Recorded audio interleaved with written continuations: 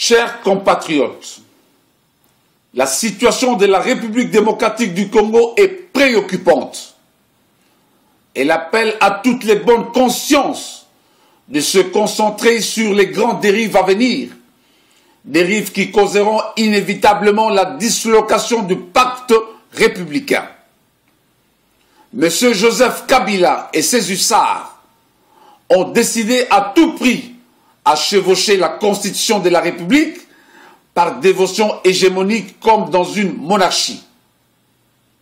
En tant qu'enfant et dépositaire de l'histoire de la République démocratique du Congo, il est de notre devoir de défendre le droit du peuple et de protéger la nation car l'heure est grave. Chers compatriotes, c'est vraiment dommage et regrettable de constater que ceux dont le peuple congolais considéré comme élite du Congo participent à la destruction de la nation congolaise. En dehors de leur couleur politique, cette élite congolaise ne prend pas ses responsabilités devant l'histoire pour défendre les intérêts supérieurs de la nation congolaise en péril.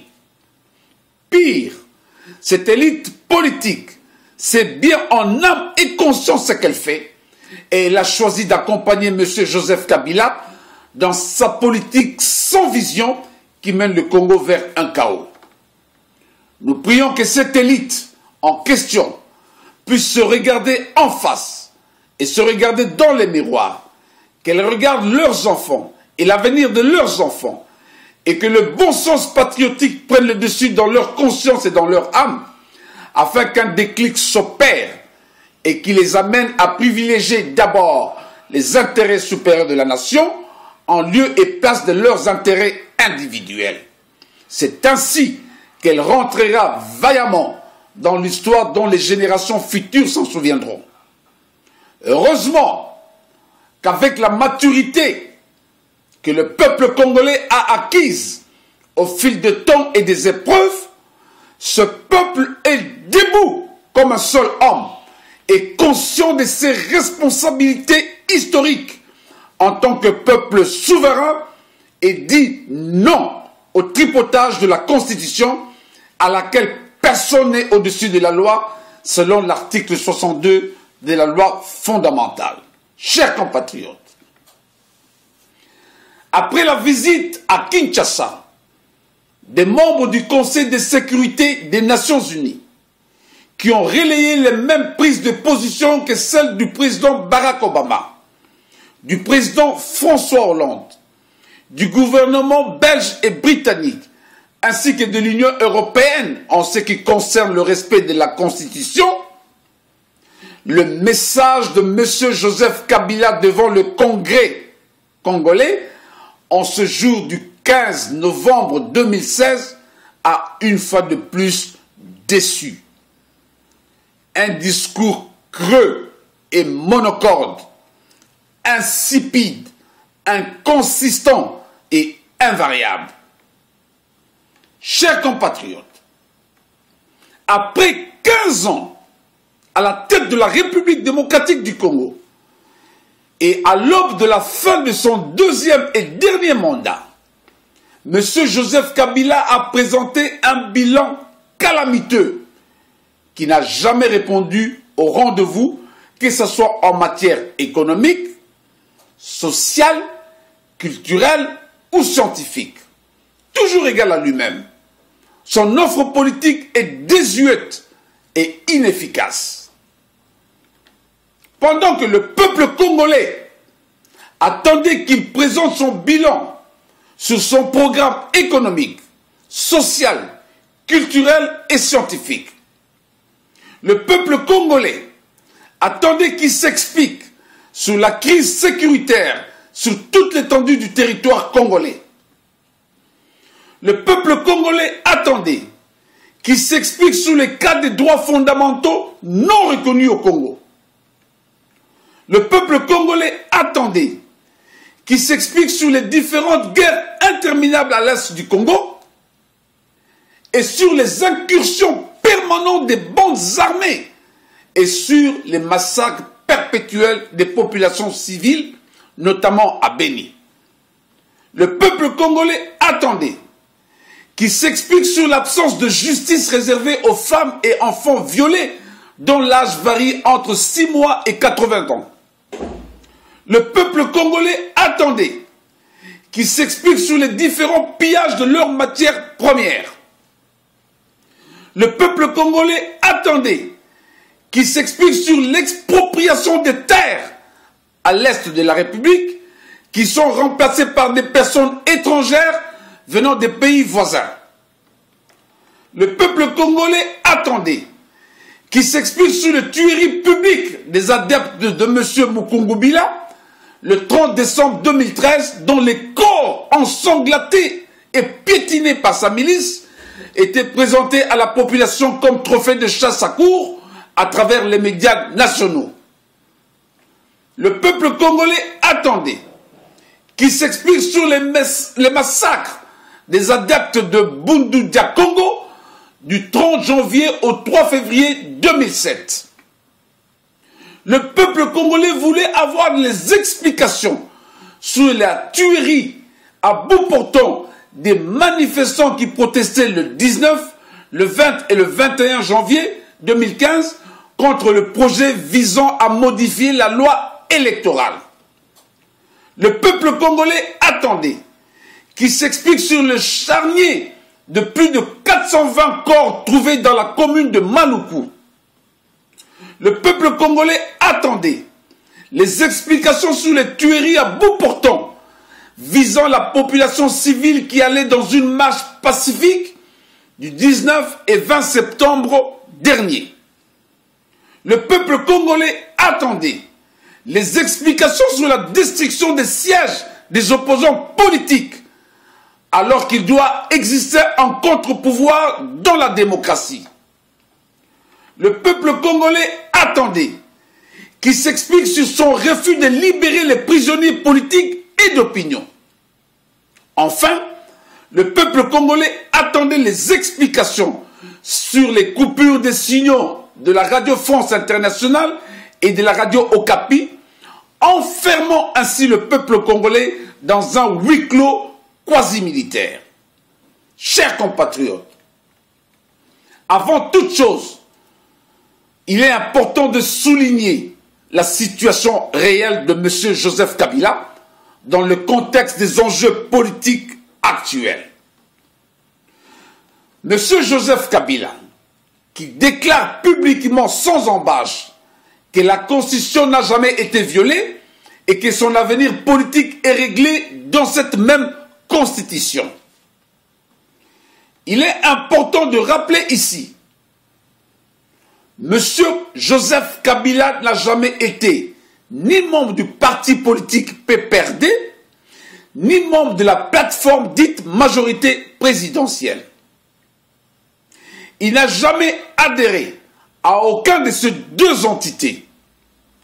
Il s'est toujours présenté aux élections en candidat libre sans couleur politique. Il est donc important de dissocier ici les partis politiques qui sont dans la plateforme dite majorité présidentielle, d'une part, et de M. Joseph Kabila comme électron libre, d'autre part. Cette association de faits est tout simplement de circonstances et non pas de conviction ni d'adhésion. Son fonctionnement est donc d'ordre fallacieux. C'est là le complot contre la nation congolaise. Entendons-nous bien. En sa qualité d'électron libre, M. Joseph Kabila n'a pas jugé important de prendre part dans les consultations menées par M. Edem Kodjo à la Cité de l'Union africaine. C'est ainsi qu'il n'a jamais assisté à cette consultation, ni à l'ouverture, ni à la clôture. Les accords qui ont résulté lui ont été remis à titre d'information. Ils ne l'engagent pas directement, mais plutôt ils engagent au premier chef les groupes faisant partie de la majorité dite présidentielle et de leur groupe d'accompagnement. Chers compatriotes, quant à ces fameux accords qui résultent de la concertation menée en marge de la Constitution à la cité de l'Union africaine dans un camp militaire, sans médiatisation, n'engage pas la nation congolaise qui n'a pas pris part. Le peuple congolais aura constaté que ces accords ne portent ni la signature de M. Joseph Kabila, qui représente le pouvoir sortant, ni celle des entités de l'opposition congolaise reconnues officiellement et populaires au sein de deux plateformes appelées le Rassemblement et le Front pour la défense de la Constitution. Ces accords non inclusifs ne sont donc pas conformes aux résolutions 2277 des Nations Unies. Ils ne sont opposables à personne, sauf aux affidés du pouvoir sortant qui en sont les seuls initiateurs. Chers compatriotes, le 19 décembre 2016, le peuple congolais va se retrouver face à une situation inédite, non prévue par la Constitution, à cause de l'égoïsme, de l'incompétence, de l'ignorance et de la mauvaise foi de M. Joseph Kabila, qui a voulu une fois de plus manœuvrer contre le peuple congolais. Il avait 5 ans pour s'adonner aux activités électorales, mais il a volontairement refusé de le faire, dans l'intention délibérée de nuire et de créer le chaos. Il est donc le responsable numéro 1 de la crise actuelle. Il est important de dissocier la fin de mandat de M. Joseph Kabila d'une part et la convocation des élections apaisées d'autre part. C'est là deux choses différentes afin de respecter la Constitution. Nul ne peut se prévaloir de sa propre turpitude. Ainsi, son départ définitif est donc inévitable le 19 décembre 2016, c'est-à-dire à la fin de son deuxième et dernier mandat. C'est le respect même de la Constitution et c'est non négociable. Chers compatriotes, personne ne peut et ne doit se prévaloir le monopole de sauver le Congo du chaos en entamant des démarches en catimini et d'une manière solitaire.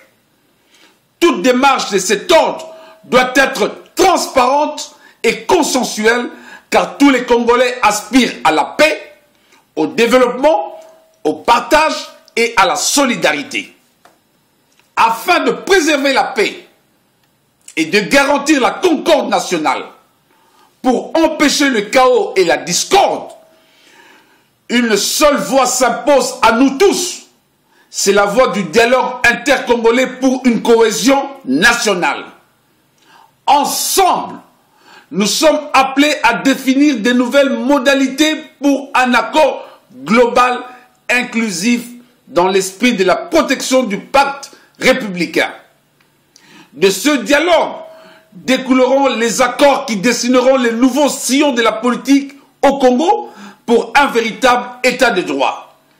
C'est ainsi que nous mettrons ensemble les nouvelles structures et les nouveaux responsables qui vont piloter la période de transition avec des missions spécifiques, celle de restaurer les institutions et de préparer les élections libres et transparentes sans M.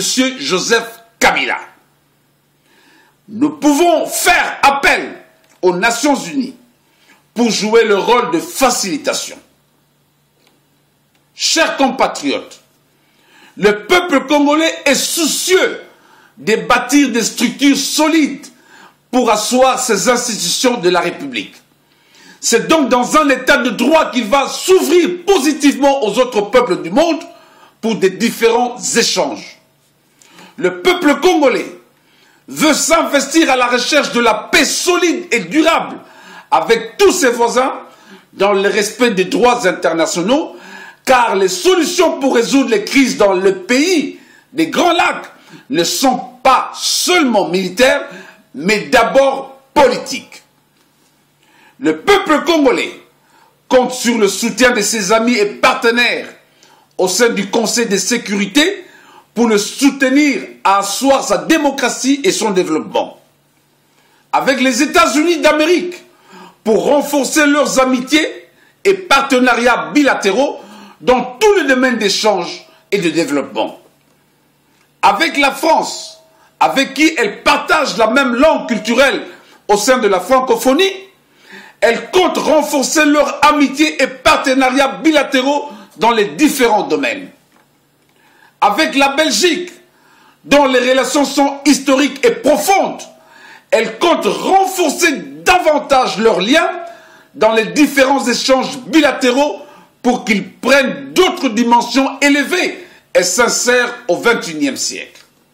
Chers compatriotes, pour terminer, nous devons être conscients que confisquer à toute une nation et à son peuple la liberté d'expression en le maintenant dans la captivité de la dictature au XXIe siècle équivaut à un fléau plus périlleux que l'utilisation de toutes les armes de la destruction massive réunies. Le peuple congolais sait exactement ce qu'il fera au moment opportun. Prendre ses responsabilités. La marmite est en ébullition. Vive le Congo. Vive le peuple congolais. Vive la démocratie. Nous vous remercions.